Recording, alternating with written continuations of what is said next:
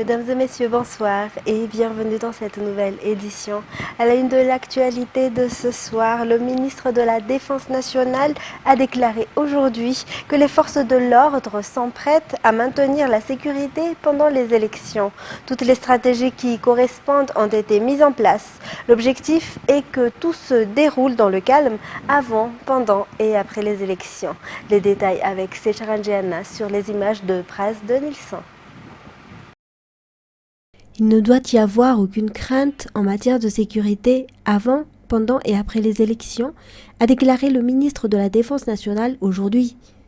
Le choix du peuple sera préservé. À cet effet, les forces de l'ordre sont prêtes à maintenir l'ordre pendant les élections.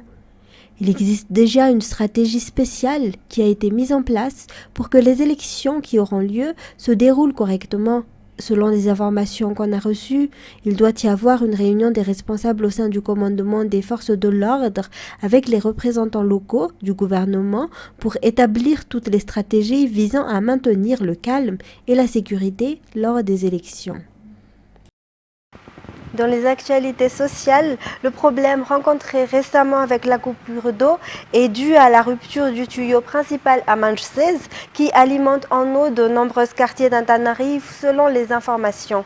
Hier soir, le ministre de l'eau, de l'assainissement et de l'hygiène est venu constater l'avancée des travaux de réhabilitation à Mamasn ainsi que la distribution par camion-citerne à Fort-Voiron. Mirvulatsfiren, Bras de Nilsson. L'approvisionnement en eau est revenu à la normale depuis hier après-midi dans les bas quartiers de la capitale. Cependant, les zones en hauteur et celles reculées ont encore des difficultés à s'approvisionner auprès du réseau de la Jirama. Parmi les réseaux qui connaissent encore des difficultés, celui de Mamasn, qui alimente les zones environnantes et qui sont encore en cours de réhabilitation. Ainsi, en attendant qu'ils soient entièrement réhabilités, des camions-citernes sillonnent ces zones pour y distribuer l'eau, comme celui installé à Fort-Voiron. Les habitants souhaitent que les camions-citernes les approvisionnent 2 fois par semaine jusqu'à ce qu'une solution définitive soit trouvée. À noter que l'installation de ces bonbonnes et la distribution à travers des camions-citernes sont une initiative du gouvernement depuis l'année 2019 pour pallier le manque d'eau à Antananarivo. Il y a également la mise en œuvre de 46 forages à Antananarivo et l'augmentation de la production en eau à Manche 16 bis qui a ajouté 40 000 mètres cubes par jour depuis janvier 2022. Au cours de cette visite, le ministre de l'eau, de l'assainissement et de l'hygiène a appelé la population au calme et a donné des instructions fermes à la Jirama pour améliorer l'entretien systématique des canalisations et des équipements de distribution d'eau, ainsi que pour accélérer les travaux s'il y a des réparations et des restaurations à faire.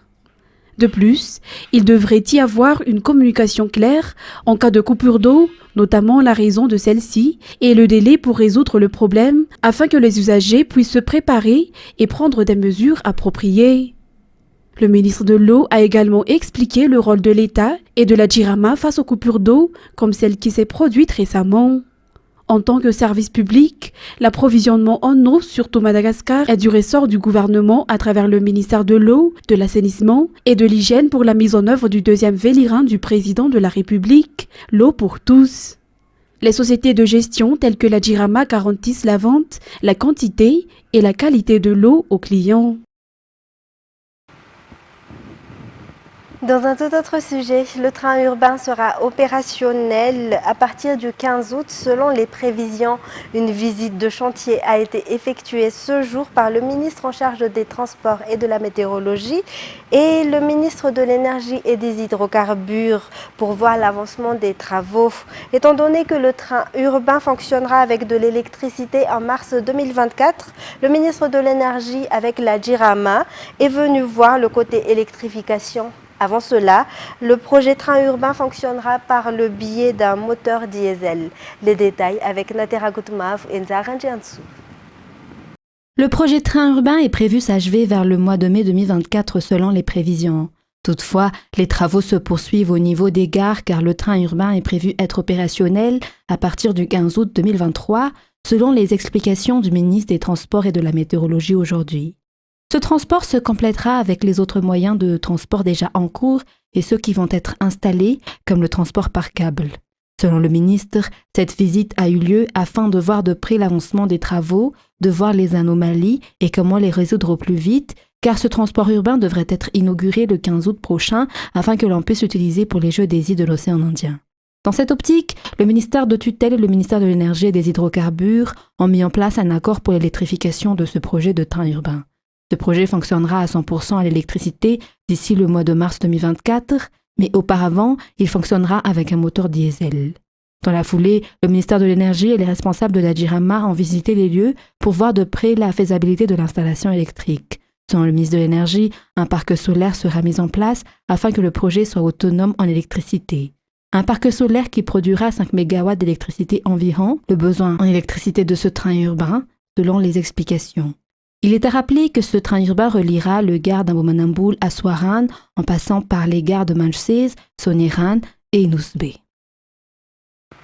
Et puis le Conseil des ministres d'hier a précisé les 13 portions de rue de la capitale qui vont être réhabilitées. Les ministres ont également approuvé l'application de la procédure d'urgence sur l'attribution de marchés publics concernant la réfection d'une partie de la RN2. Les détails. 13 portions de rues seront réhabilitées dans la capitale. Il s'agit de la portion reliant Antananj à Javang Fivavan, du croisement Beowa à Panjan, Belair, un Crouch, un Bandi, du croisement Maazwarif, un Bouimianj, Manchsez, du croisement Akadbaouk, un Junj, du croisement Manchsez à Bouimianj, rond-point un Bandi, de la portion allant du jardin d'Atanmain à Kadfout, un Batumtsangan, Pont Beoujik, 3 métis Antananj. De la portion reliant Anous, Andavamamp, Senam, Jovena Ampask, d'une portion reliant Macro-Béourik, Foyin Notre-Dame et le croisement d'Antanmain. La rue reliant le rond-point Ambandi à Kastukan, Skor, Tunnel Ambandi. La rue reliant Knela et l'intersection Tiadan. La rue reliant Ankatsu, Antanmour, Mausolée, Ampasapitu. La rue reliant le rond-point Rocade, Jovena Double à Mournakoun, rond-point Ambouimanamboul, Castro Ambouizanek.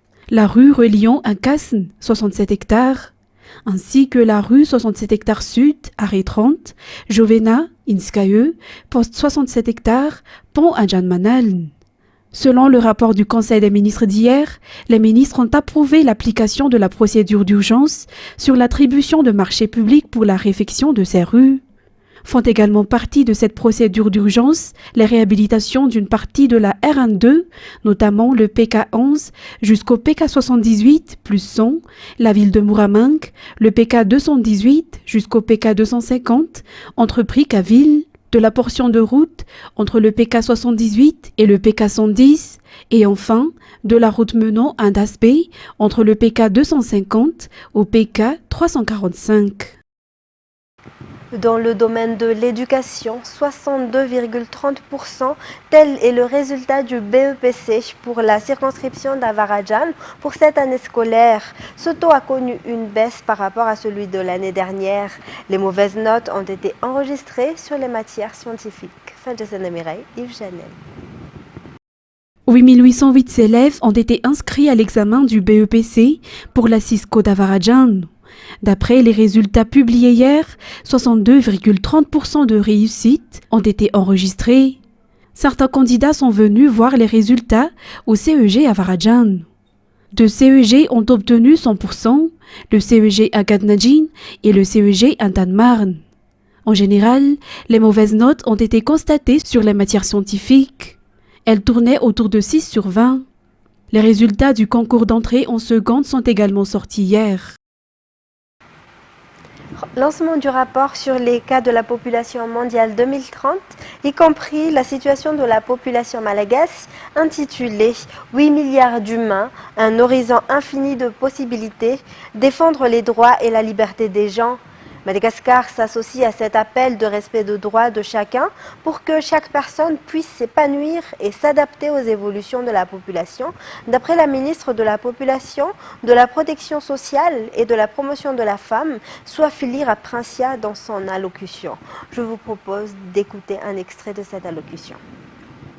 Selon les résultats de ce rapport, il semblerait que le monde actuel a tendance à se vouloir adopter des politiques qui demande à gérer les dynamiques démographiques, que ce soit en termes de nombre, de grandeur, de composition ou autre encore, allant jusqu'à vouloir gérer le taux de fécondité. Ainsi, 44% des femmes et des filles en couple n'ont pas le droit de prendre des décisions éclairées concernant leur corps, leur rapport sexuel, le recours à la contraception et l'accès aux soins de santé. Dans le quotidien, les droits des femmes et des filles sont violés dans les politiques voulant maîtriser la population. En conclusion, la nécessité de conduire des politiques visant à maîtriser la croissance de la population est une source d'un non-respect des droits fondamentaux, y compris le droit à l'autonomie en matière de sexualité et de procréation. Il est de ce fait logique, si le thème de célébration de la Journée mondiale de la population, ainsi que l'intitulé du rapport sur l'état de la population mondiale, prône la défense des droits de chaque individu et la liberté de choix dans son avenir reproductif, notamment en libérant le pouvoir de l'égalité entre les femmes et les hommes. Madagascar s'associe à cet appel de faire respecter les droits de chacun pour que chaque personne puisse s'épanouir et s'adapter aux évolutions de la population. Le ministère de la Population, qui est également en charge de la promotion du genre, confirme sa volonté de mettre au devant de sa mission l'importance des principes de l'égalité. Des textes juridiques et des instruments nationaux sont mis en place et mis en œuvre pour favoriser l'émancipation des femmes et des filles malagasy, réduire leur vulnérabilité face à la violence et augmenter leur participation dans les prises de décision. Nous réitérons en ce jour notre appel à tous les membres du gouvernement malagasy, la société civile et les partenaires techniques et financiers à mener des actions et des interventions où les femmes et les filles ont la possibilité de faire valoir ses choix en matière de santé sexuelle et reproductive sans discrimination, ni coercition, ni violence. Unissons nos voix avec celles des femmes et des filles afin qu'elles deviennent autonomes, disposant elles-mêmes de leur vie et de leur corps dans une famille épanouie, tout en considérant les valeurs culturelles malagasy. Ceci s'aligne clairement à l'objectif du Vélera numéro 8 de son Excellence, Monsieur le Président de la République de Madagascar, Andry Rajoelina, qui tiendra à inclure les femmes et les jeunes dans l'émergence de Madagascar. Et on passe à présent aux actualités internationales. 6 personnes ont été tuées mercredi dans plusieurs villes du Kenya lors de manifestations antigouvernementales interdites par les autorités contre de nouvelles taxes, les autorités menaçant de mettre fin à la culture de l'impunité dans le pays. France 24. À coups de pierre, ces manifestants montrent leur colère avant d'être repoussés dans un nuage de gaz lacrymogène par les forces de l'ordre. Nouvel épisode de violentes manifestations à Nairobi, la capitale kenyane. Revendication centrale, la hausse du coût de la vie. Le gouvernement a fait de nombreuses promesses en l'air. Maintenant, les tarifs des minibus augmentent, les prix du carburant augmentent. Le coût de la nourriture est très élevé. Nous ne pouvons même pas nous permettre de prendre un seul repas et nous nous contentons d'eau pendant la journée. Depuis près d'une semaine, plusieurs régions du Kenya sont touchées par ces mobilisations. Ce qui a mis le feu aux poudres, l'annonce par le gouvernement de William Ruto d'une série de nouvelles taxes, dont un prélèvement obligatoire sur les salaires, ainsi qu'un doublement de la TVA sur les carburants. Mais c'est aussi l'appel de l'opposant historique au président, Raila Odinga, qui a aggravé la situation. Ce dernier a incité ses supporters à se mobiliser. Manifestation interdite dans la foulée par les autorités et réprimée dans le sang. Vendredi dernier, mais aussi ce mercredi, plusieurs personnes sont mortes et d'autres blessées par balles lors d'affrontements avec la police. La police a fait un usage excessif de la force contre les citoyens et beaucoup ont été blessés. Mon frère est soigné pour des blessures par balle. Il a reçu une balle dans la jambe et cela nous a fait du mal. Nous ne sommes pas du tout satisfaits de l'usage de la force par la police. L'inflation, elle, pèse lourdement sur le niveau de vie des Kenyans. En juin, elle s'élevait à 8%. Députés et sénateurs ont commencé à voter en Thaïlande dans un contexte de forte tension pour la désignation du prochain Premier ministre, selon des images de la chaîne parlementaire. France 24. Sous une nuée de flash et entouré par les journalistes, Pita Limjaroenrat arrive au Parlement. Malgré son sourire et son apparente décontraction, il joue là son avenir politique. J'ai confiance de pouvoir travailler au maximum pour répondre aux espoirs des gens et au soutien qu'ils m'ont apporté. Je vais faire au mieux pour m'expliquer face aux sénateurs qui ont encore des interrogations. Sur le papier, Pita doit être désigné Premier ministre. Son parti a largement remporté les élections en mai dernier et il est le seul candidat au poste. Problème, pour ça, il doit s'assurer du soutien de la moitié des 749 membres du Parlement thaïlandais. Si sa coalition contrôle 312 sièges, il faut convaincre les plus de 200 sénateurs pour atteindre la majorité. Un Sénat très conservateur dont les membres sont nommés par l'armée. C'est cette dernière qui a d'ailleurs établi l'actuelle constitution. Et depuis son revers aux élections législatives, elle fait tout pour mettre des bâtons dans les roues de Pita.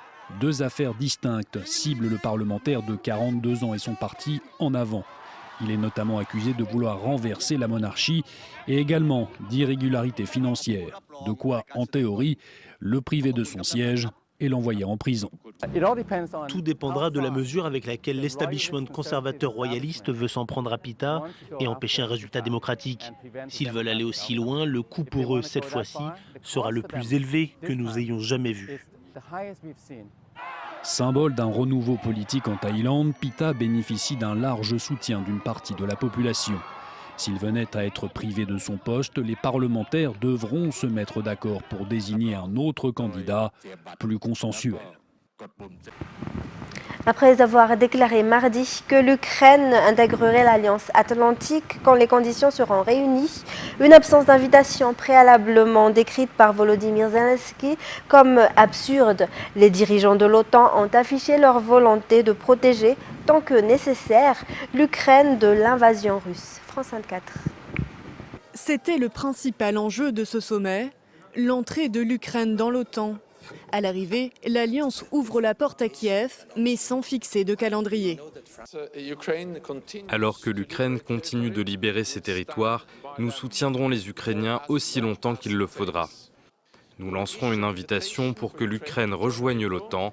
Les alliés conviennent que les conditions sont remplies. Dans son discours de fermeture, le secrétaire général officialise l'avenir de l'Ukraine dans l'OTAN. Pas d'adhésion avant la fin de la guerre, mais les 31 membres se sont mis d'accord sur une procédure simplifiée et sur la création d'un conseil OTAN-Ukraine en attendant la ratification officielle. Une décision saluée par un président ukrainien beaucoup plus conciliant que la veille. La délégation ukrainienne ramène une victoire importante pour la sécurité de l'Ukraine, des Ukrainiens et de nos enfants. Autre annonce de ce sommet, la livraison par la France de missiles air-sol longue portée pour soutenir la contre-offensive ukrainienne. Les dirigeants s'accordent sur une aide à long terme, alors que près de 14 milliards d'euros ont déjà été dépensés par l'Union européenne pour aider militairement l'Ukraine. Un soutien également réaffirmé par les États-Unis, dont l'aide financière s'élève, elle, à plus de 30 milliards de dollars depuis le début de la guerre. Nous allons aider l'Ukraine à bâtir une défense solide sur terre, dans les airs et en mer, afin de renforcer la stabilité dans la région et de repousser toute autre menace. Après l'Ukraine, feu vert également pour la Suède. Après 18 mois de blocage, le président Erdogan annonce lever son veto sur l'adhésion du pays à l'Alliance, mais pas sans